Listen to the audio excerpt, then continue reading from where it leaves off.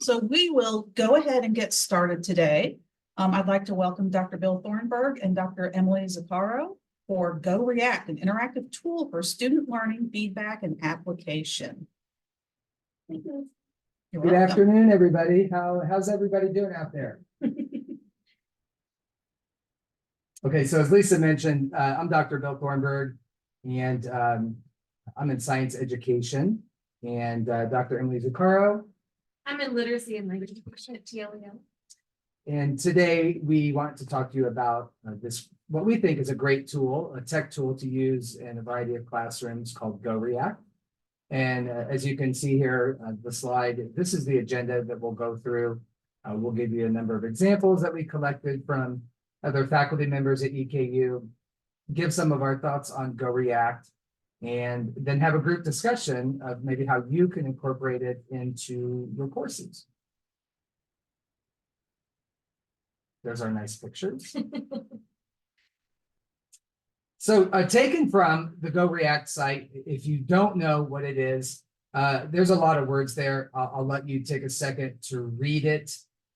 As you're looking over that, at the bottom, you'll see in a survey that we sent out, these were some of the responses that we got. Of course, we think that it's highly likely that this is being used elsewhere across campus. We know for sure that it's being used in teacher ed courses. It's being used in clinical placements, as well as in graduate education and the ASL program. So we will be sharing examples about how we see in the post-it notes below that Bill just described about how GoReact as a video recording software is a way to kind of enhance our practices with feedback and providing some more evaluation and reflection strategies for our students in these programs. And as we're going through, you read that very lengthy description of what it is, but you may still be scratching your head.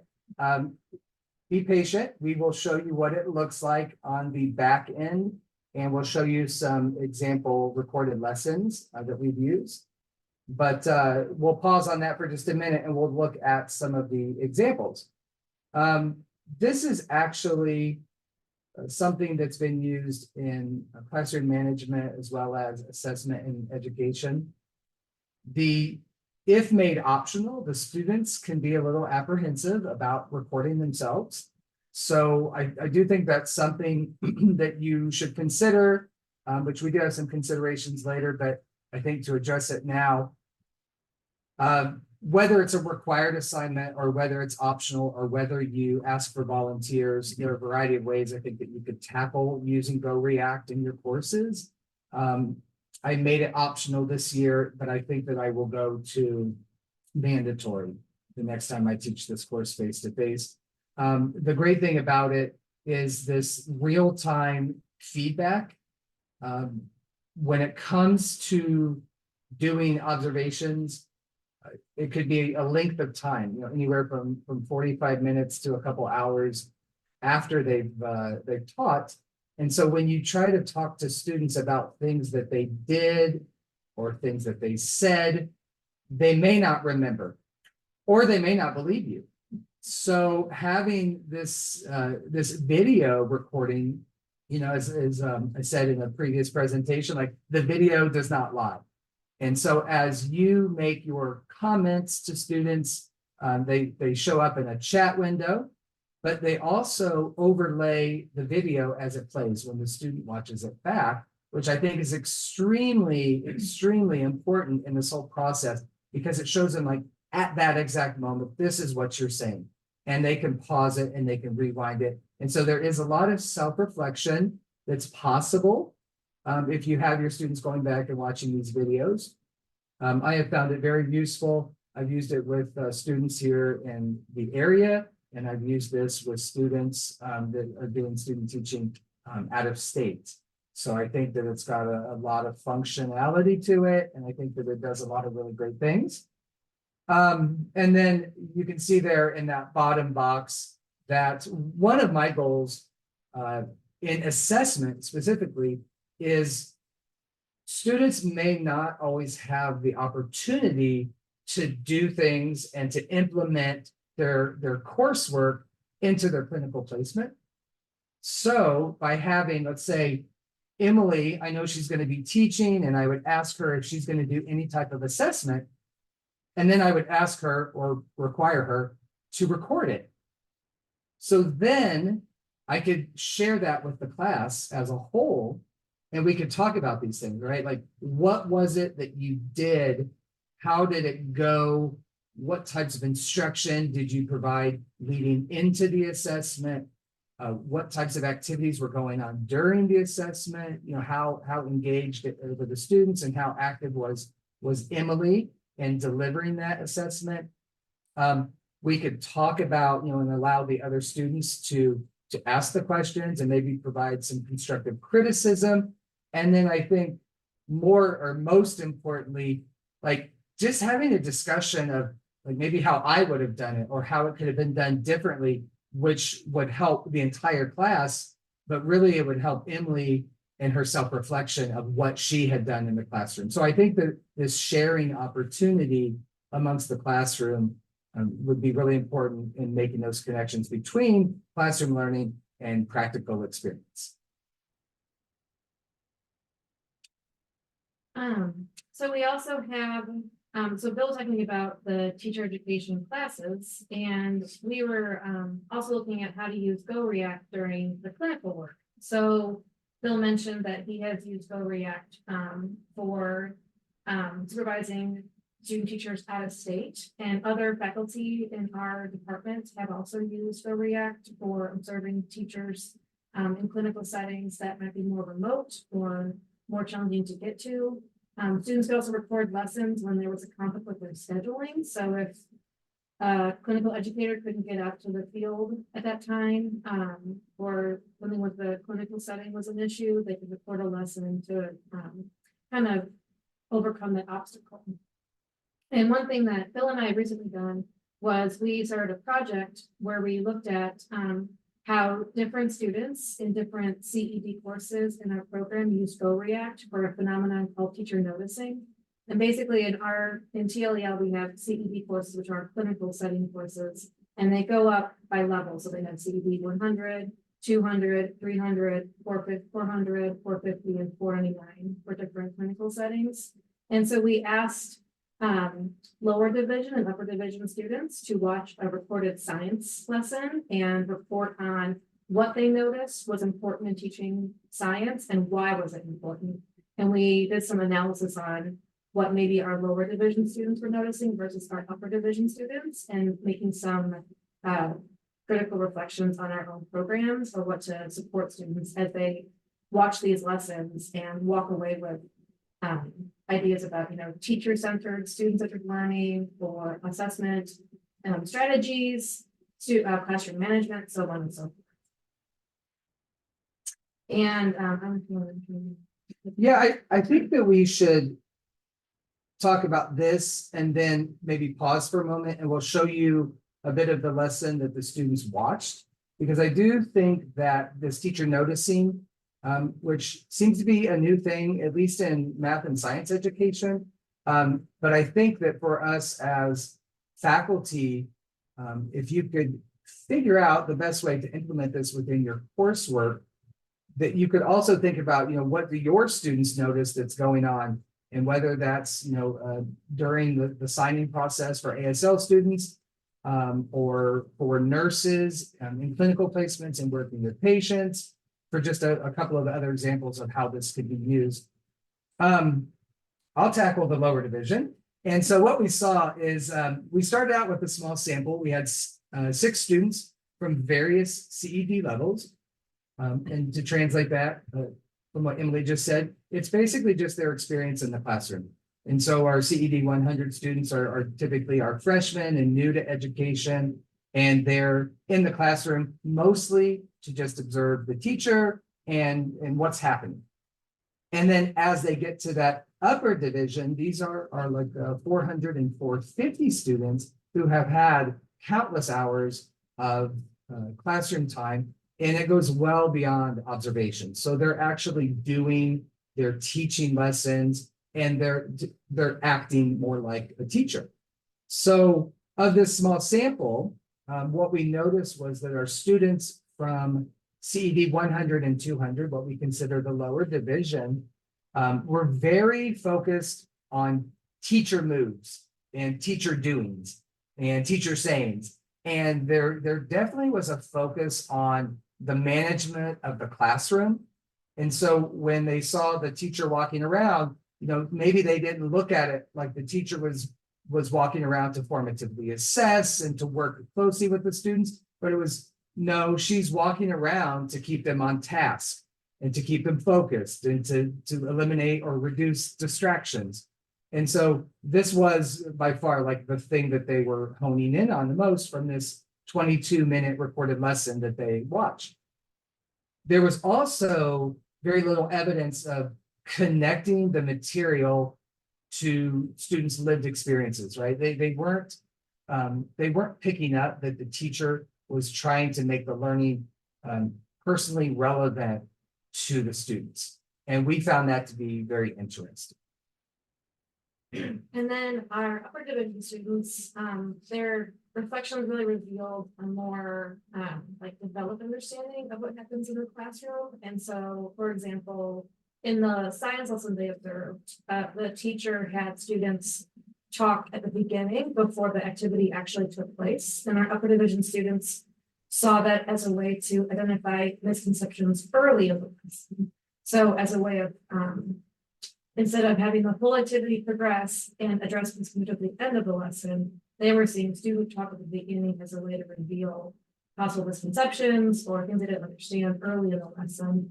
They also saw the activity through a more student-centered learning experience for students in the science lesson. So they were able to say how the students were directing their own learning as well. And then ultimately, they were more specific in identifying their internal strategies. So they were naming terms like cooperative learning, homogeneous and heterogeneous grouping. And so they were actually more specific in naming the strategy that they had been involved with in their clinical setting, in their classes in our program. Another thing, and I'm going to pause for just a moment. Lisa, is that camera up? It is. Okay, so there we go. It's come back down to us. I'm not sure I don't why know. it's distracted and keeps looking at the ceiling, I but think the ceiling is more interesting in our presentation. This is disturbing. One other thing I would like to point out as well between the lower CED and the upper CED students is that the ones who have more experience in the classroom and have more, more experience in the classroom with learning here at EKU and spending time with teachers, they really did take a more holistic view at the lesson versus the younger students with less experience in the classroom were very like step by step, right? Like this happens, then this happened, and then this happened. And so they had a lot more comments. And the older students, like maybe not surprisingly, but their approach to the notes that they took and the things that they identified, what was holistic and really, I think, kind of cool to see the difference between the two groups. Okay, so I'm going to show you, and I'm just going to bounce out of here for a second and move some things around so I can show you what GoReact looks like. Can I get some thumbs up that you see GoReact just to make sure we're on? I can see it. Okay. So this is on the back end, and I will show you, these are some various folders that have been created. I'll go to 499 and then we'll just give you a little taste of what students see. And those are student teachers in 499. Yes. So these are, students who are basically teaching every day in the classroom, being responsible like an in-service teacher.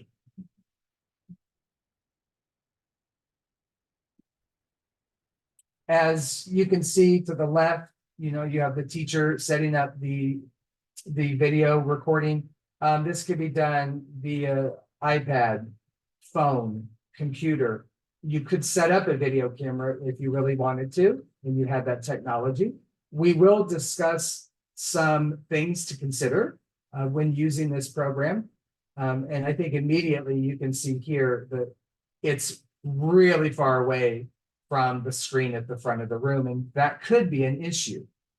To the right, you can see that as I watch this video, I make comments, and those all pop up there, but you do have the ability to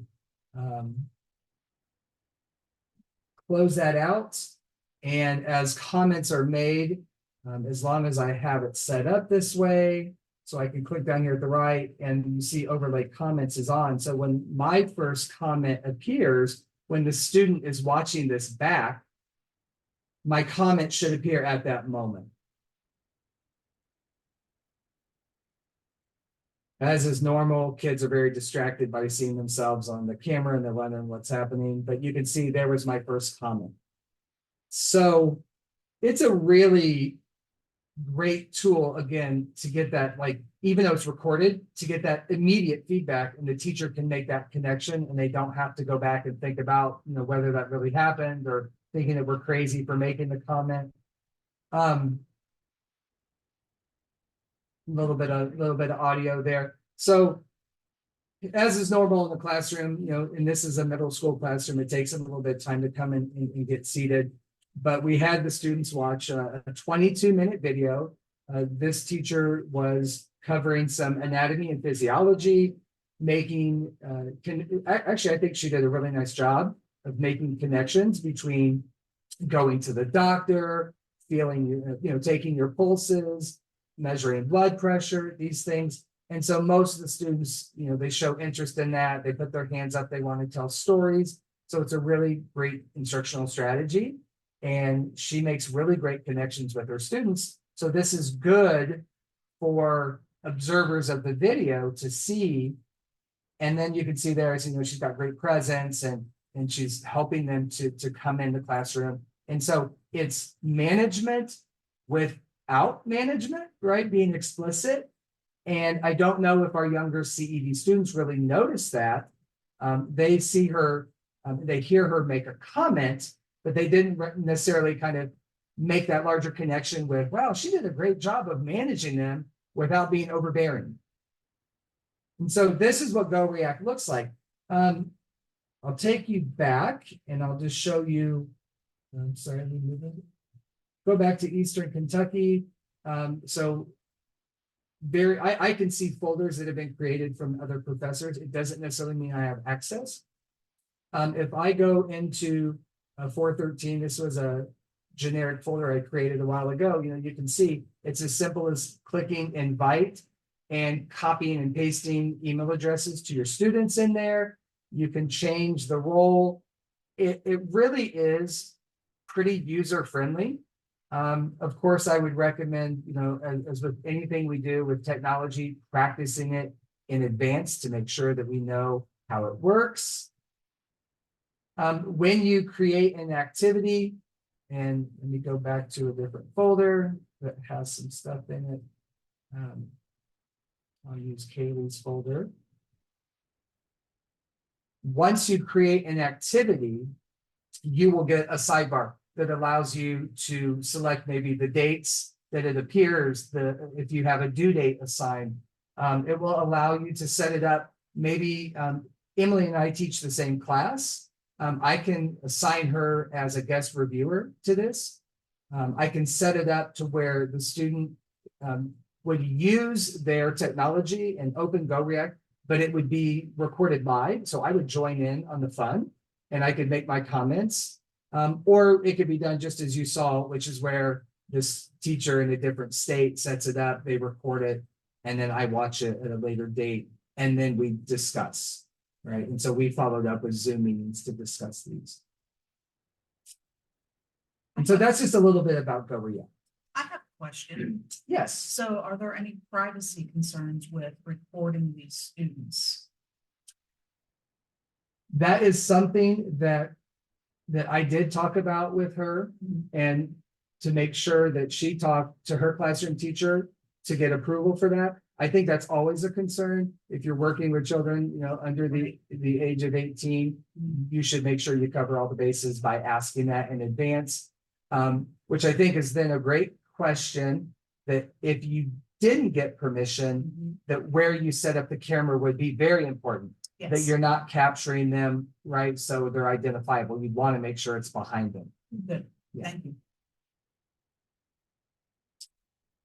So we sent out a survey, so that was really looking at specifically to teaching and learning, thinking about our department and how we might use it in our teacher education classes, at least at the undergraduate level. And we sent out a survey asking other people how they might use GoReact in their work. And we also have examples from graduate teacher education. So some special education faculty filled out the survey and told us that they have it also works at the graduate level where in-service teachers record themselves teaching lessons. And this is a way for EKU faculty to help them evaluate the student progress and how they're planning and delivering instruction, especially in the special education setting, how they use it, aligned to standards and meeting the needs of their diverse students in the classroom.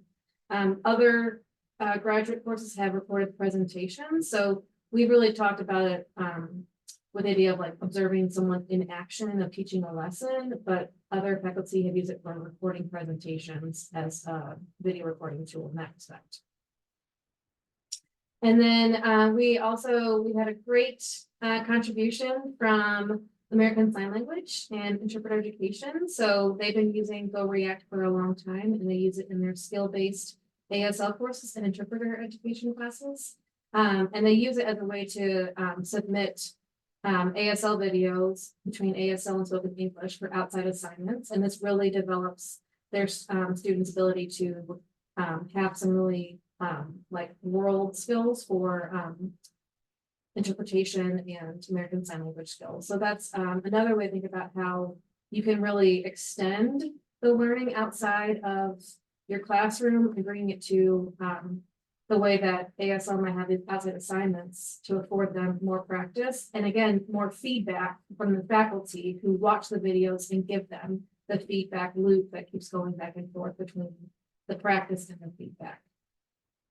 I think too, one thing that in a case like ASL or even in education where you could add in is once you have a collection of recordings, you could choose exemplars.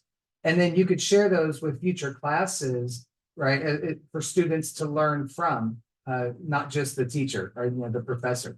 So I think that you could really collect exemplars, good and bad, maybe. Be careful how you use those. Non-examples. Yeah, non-examples. Yeah. So we're going to move into discussing some considerations or strategies for using GoReact, and then we're going to really have an open discussion for how we might use GoReact across different departments and colleges at EKU. So thinking about like as an instructor who might adopt GoReact, which by the way is now available in the bookstore. So you can identify the purpose of an activity and your student learning outcomes and see how GoReact might extend, enhance, offer some feedback loops for your students that way. Like Bill had mentioned before, you might want to allow some time to set up and train yourself on the platform before you assign it in class, because there are some unique features to it that would require some practice. And then considering GoReact affords a lot of assessment elements. So you can embed rubrics, create rubrics, and that sort of thing. So you want to think about like the elements of how you might offer assessment beyond the dropping comments at different timestamps. There are rubrics and other things to consider in that respect. Yeah, and how I've used it, and I think without a doubt, like the students need to be comfortable with the technology too. So I would create the folder, I would send a quick link, and I would just say, log in and give me like a 30-second recording. It doesn't matter, just get on there and talk to me. And so the student does that, they send it back, and then it's like, okay, double thumbs up, we're good, and we can move forward. Emily had a great idea, like where you could partner with classmates to help you with how things are recorded, because as you saw with that example, where the camera was at the back of the classroom, and then as with the question Lisa just asked, like, are there considerations about privacy and students of a certain age? If everything is kosher and you get approval, and this is the route that you're going to take for recording your lesson, your partner could actually move the camera through to different parts of the classroom as you're teaching, or you're doing whatever it is, in each of your individual fields, how you would use this. That way, the audio maybe wouldn't be an issue. That way, we'd be able to see or hear more than just the teacher. If the teacher was doing small group work, we could have that camera maybe get in there and really focus in on the learners and the conversations that they're having. So partnering, I think, would be a really great thing. And I know for us, that would likely depend on the course that they're enrolled in, because once they get to a certain point, they're all out and about doing their own thing in different schools typically. And then from looking at maybe like a scholarship of teaching, looking at for research and idea sharing, we're thinking about like interdisciplinary ideas for maybe collaborating with different departments and how to use GoReact in a way that might enhance our scholarship agenda, and thinking about idea sharing for how you could use GoReact in course implementation, which may be part of our next part of the presentation is discussing. And then also maybe Lisa can help us out with faculty development through a PLC. So just maybe GoReact as one of the tools for video recording or feedback looping or that sort of thing in that respect. But thinking about it as faculty, not just an instructor of the class, but also faculty that could leverage GoReact in research and teaching in that respect. And just off the top of my head, because we're sitting in the room with someone from STEM, a thought I have is, as a middle and secondary science methods instructor, I hope that my students are doing science when they're with their students. And beyond just the basic teaching, hopefully they're not lecturing. Hopefully they're getting opportunity to do labs, but potentially if partnered up with somebody in STEM, they could record themselves talking about the content and doing the lab. And then someone from STEM could be helping to evaluate like their level of content knowledge or the success or alternatives to that lab, whether maybe it's because of safety or chemical usage. And so that to me would be a pretty obvious thing that you could do.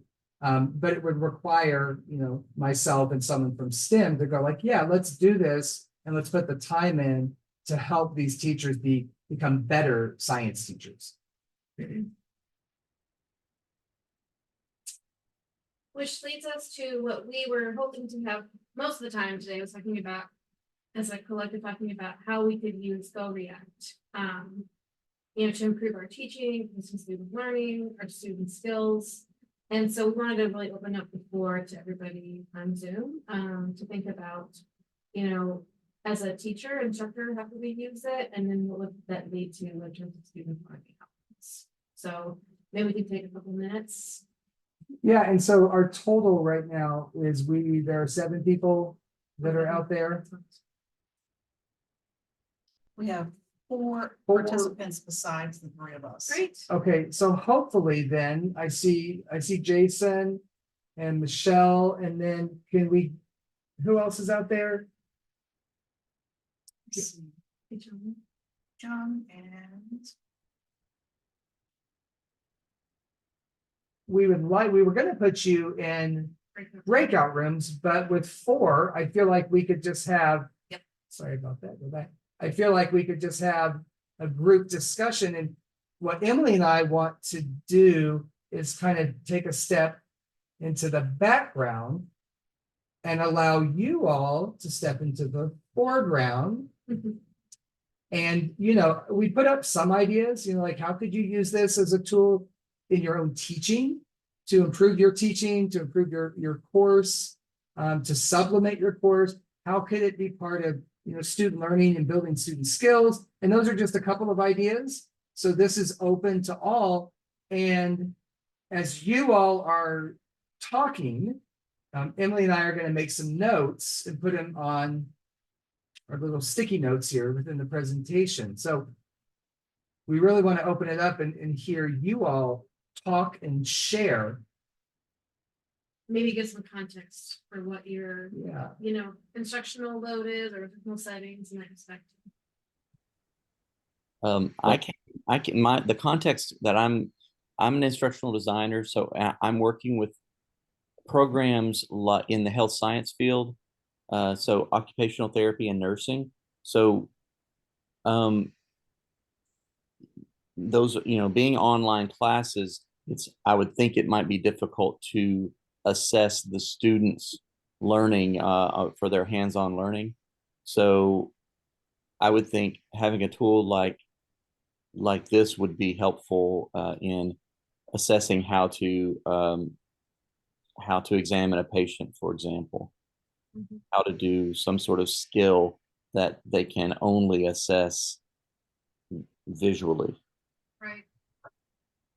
And then the other one would be next week. I have a meeting about competency-based education, EKU starting the option 9 program.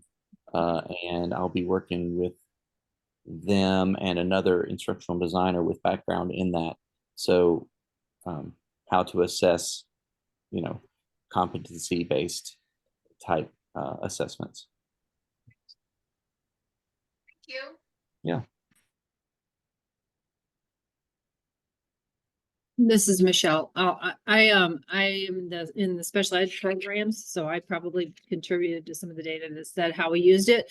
But I also so we have students record, and then we're able to use the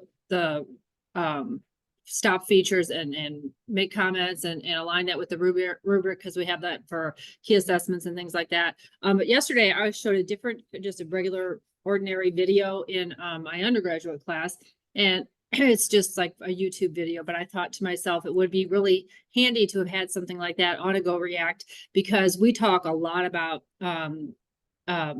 special high leverage practices that we use in special education. So it's really good teaching strategies, but they are identified by specific names, and we expect our students to use that terminology when they write lesson plans to indicate what they're going to do. So I think you could do it a number of ways. You could have students, you could direct them to a certain time spot on the video and say, this is an example of good feedback, right? Or, explicit feedback, or this is an example, or you find an example of such and such, right? And so I think that would be a really good tool. You could use it in almost in a discussion forum where they would have to interact and make comments and point out those things and discuss it with one another. I'm a big proponent of meaningful context for assignments. So I think that's much more interactive and meaningful than just having them think up, what are examples of how you could use those kinds of different instructional strategies. So I was thinking too, I teach a lot of classes in the English as a second language endorsement at EKU, and I've noticed a lot of and it's an online asynchronous endorsement program. And so I've noticed a lot of teachers, they submit their reflections and they reflect on moments in the lesson where they thought a student was trying to express themselves somehow. So maybe there was that language that they're trying to express themselves in Swahili or some other language. And I thought, wouldn't it be so powerful to have the video recording that they could watch it multiple times, because they're reflecting on the lesson that, like they'll mention, you don't remember, it's, hours after you did the lesson kind of thing. But you could have that moment captured in time to go back to thinking about the language obstacles in that moment captured, and, point out this is the moment maybe I could have used a bilingual glossary or dictionary, or afforded, peer interpreting kind of thing, having them speak a different language kind of thing. So, but I thought that would be really powerful if we could use GoReact for these language considerations, in these moments where, not necessarily missed opportunities, but maybe room for looking at how to make student participation more likely if we could capture that moment in time. I also thought, I teach a children's literature class, and one of the things that we, especially with, there's an online version of it, and we teach about conducting a read aloud for students. It's often very challenging to have students record themselves and submit a video because it's really not, it's against copyright to have videos of a book read in its entirety circulating, like if they upload it to YouTube or that kind of thing, it's against copyright. So it leads questions thinking about how much GoReact be in, I don't know, some way of helping that copyright consideration. If it's an assessment in class, it's protected in GoReact instead of being public on a YouTube platform. That was a huge thing during COVID, was you see all those authors reading their own books. Well, it's because the publishing companies granted them copyright exceptions for when COVID was at its height, and they can have full books read on YouTube. Well, that's not the case anymore, but they've been rescinded since COVID is declared over. So it's a consideration is how to support teachers in online settings doing read alouds if they can't read an entire book out loud.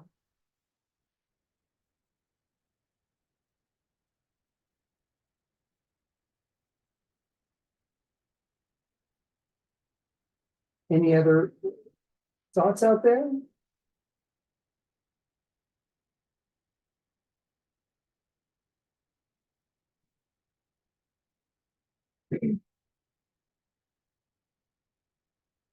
I think that there are so many, and so there's 4 of us here, 3 of us in education, but different disciplines. And we have another faculty member in education who's used it quite a bit, and she really likes it. There's a lot of utility here from the teacher perspective and the different ways that you could use it. And so I do think that it's a tool that it's worth learning about and it's worth practicing. Whether that be, as Jason said, like, face-to-face or online. I think there's potential for both modalities. And as far as the student goes, I mean, I think that the ability to go back and watch themselves is so important. I think beyond education, right? So being able to reflect on their own experience, their mannerisms, their filler words, their movement, their content, their instructional strategies that they use, whether they use assessments or not, their ability to question students effectively, and then do something more with questions or how they incorporate student responses. And so it's kind of like this, like you push the first domino and then they all keep falling. That the potential is there, and I see great value in it, and Emily sees great value in it. And I think that, to kind of rewind for a moment and go back to teacher noticing, we're curious to see if on a grander scale, with a lot more students watching video clips and then talking about those clips, what is important here and why do I think it's important, that it really could lead to some changes in education courses. And maybe instructors need to be more specific about certain things. Maybe we need to really highlight what assessment should look like, or how we could manage better, or the importance of identifying misconceptions. Maybe we need to be more explicit with these things. If we start to catch our upper division CED students not seeing important things, then holy cow, we better make some changes, right? To help to prepare them for the classroom and to be really solid teachers when they leave EKU. And I can say from like a literacy perspective, what I often encounter is what we teach at the university versus what individual districts sponsor, adopt in terms of like literacy curriculum is not always what we would, endorse or support in that thing too. So I think also thinking about GoReact, it also gives us a chance to see what influences the teacher is the classroom teacher is giving our students from what they do in their setting and what we do in the PKU setting. And think about all the influences that are creating these learning moments, maybe moments of, I keep talking about like disequilibrium, when things like really don't make sense, or they're stretching students' understanding about something, and thinking about how there might be like competing ideas about how to teach science or how to teach literacy or that kind of thing. And then using GoReact, we can maybe identify those moments or those influences that could be shaping our students' decision-making as classroom teachers. Michelle made a comment. She said there is also just the organizational factor. Rather than having students choose whatever type of video upload they feel like, having all the videos uploaded in one place makes it easy to access and review all videos from one location. Absolutely. And Michelle, Mhm. you can also set that up to where recorded videos are private between the student who records it and the instructor. Or you can set it up so they're public. So in certain cases, I could see the value in both. But if it's public and classmates can watch it, then there could be an assignment that you have a student say, go watch 3 or 4 videos of their classmates and provide feedback for them. As we all know in education, self-assessment is very important in the learning process, as well as peer assessment. So you easily, like, yeah, you have this go-to folder, but then the restrictions that you put on it, could also be part of your class, which would be very effective, I think, learning for students in different ways. I think for us, we're at a point where we're done. And so unless there are questions and or comments, yeah. We had originally planned for this to be somewhere between I think we signed up originally for like a 30, and then we're like, yeah, we could maybe go longer. So we'll write it like that in between 45-minute point. And we're happy to stick around and chat more about it. If you have any specific questions about GoReact, or if you thought of new ways, different ways that you could use it in your courses. So I have a question. You mentioned students could go get GoReact from the bookstore. Yep. So how does an instructor implement GoReact in the classroom? It sounds like the students get a subscription that's possibly covered by Booksmart. Is that how it So works? I just adopted it for the fall. I asked the bookstore, Jamie for our bookstore, Mhm. I emailed them and I asked, because I didn't see a GoReact option on the adoption side. So I asked it for it to be added, but I'm currently using GoReact in my spring B class. And basically there's PKU GoReact rep named Pete, and he helps figure out how to do this, but everyone gets a GoReact account. for being Okay. at PKU. Very good. So it's embedded into your course. So you get some kind of access code and then it activates and you have GoReact. Fantastic. Thank you. And just Yeah. in terms of from an ID perspective for online courses, I'll be looking into it in terms of how it incorporates into Canvas, because we're going to be switching over, in the next. Awesome. Excellent. Yes, that'd be great. Thank you. Right now, I know like what in my spring B, I have to add the Barnes and Noble bookstore as a course tool, I think, to my Blackboard Ultra. And then students have to like click on it and it pulls up GoReact and there's an access code sort of thing. So it's pretty effortless though. It doesn't seem very cumbersome to finish. And just to add one more thing, or like to stress one more thing. Practice with it. Think about, how you can help train your students on how they should record. I think a lot of times we just assume that with technology, people just know how to use technology. And what I found out through the times that I've used it so far, that they don't do a very good job with it. And so, you may want to help guide them on the camera placement.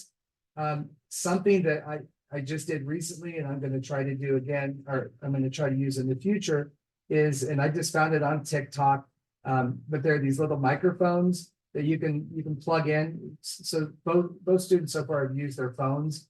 They can just plug it right into the phone, and then even if they're far away, because there's a lapel pin, it picks it up.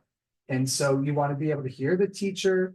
And of course, to go back to, as Lisa said, like, we have to know if students can be on camera, but because I think similar to copyright, because it is protected within GoReact and it's only being used for the class, there should not be a lot of concern because it's not going to be made public. But I would still make sure that, you know, you ask the people who are in the surrounding area, at least make them aware that it's being recorded. So there are some restrictions and some obstacles, you know, maybe hurdles to jump over, but I think they're all jumpable. And I think you can make this a success in these various environments in which you would use them. I don't think any tech tool is free of, you know, restrictions or considerations or ethical considerations. So I think it's just managing, you know, like student confidentiality and within reasons. I think that's. Yeah, if you have any questions, you know, there's our contact information. Feel free to reach out to either one of us or both of us, and we'd be happy to talk more about GoReact. And thank you so much for coming today. We appreciate it. Thank you. Okay, everyone have a great day. Bye.